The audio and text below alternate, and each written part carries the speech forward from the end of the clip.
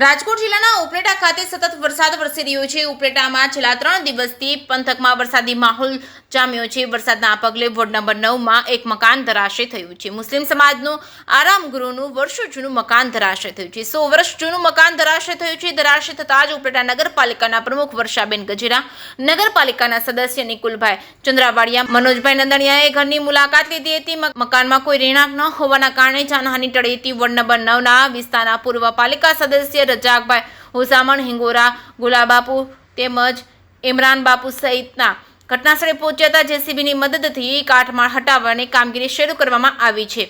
જે કેસરી ગુજરાતી સાથે અર્શી આહિર, ઉપલેટા। મોની સોસમાન ચણા ઉપલેટા વોર્ડ નંબર 4 ના સુધરે સભ્ય મને બાવલાભાઈ હિંગોરાનો ફોન આવેલ કે એમડી સ્કૂલ પાસે મુસાફરખાનો ધરાશય થઈ ગયેલ છે।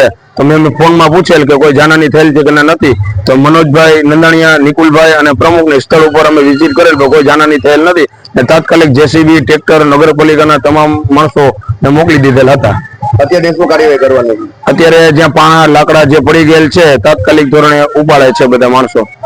કોઈ માલ સામાનની જાનહાની કઈ? કોઈ માલ સામાનની જાનહાની થયેલ નથી ને ત્યાં કોઈ હેતુ નતું। થોડો ઘણો સામાન હતો તે ત્યાંના 4 સુધરા સભ્યો હટાવી લીધેલ હતું।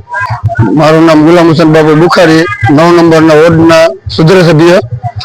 આ મુસાફરખાના પડતા એક કોલ આવ્યો તો અમે આવ્યા અહીંયા ને પ્રમુખ આવ્યા, પછી નિકુલભાઈ આવ્યા, પછી મનોજભાઈ આવ્યા, જોયું ત્યાં કોઈને લાગ્યું નથી કાંઈ એવું।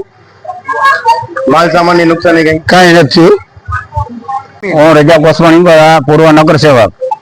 આ એમડી સ્કૂલ પાસે આવેલ જૂનું મુસાફરખાનું આશરે 100 વર્ષ આસપાસ એટલો ટાઈમ થઈ ગયેલો હતો। આ મુસાફરખાનું પડી ગયું છે।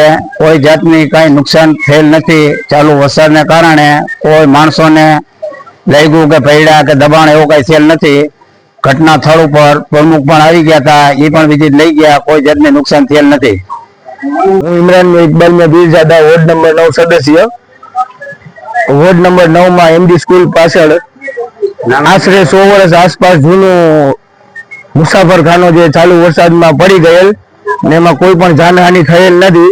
માલ મિલકતની નુકસાની થઈ છે, બાકી કોઈ જાનહાની કે કોઈ બીજું કોઈ એવા સામે કઈ આવ્યું નથી। કોઈ રહેતું હતું કે?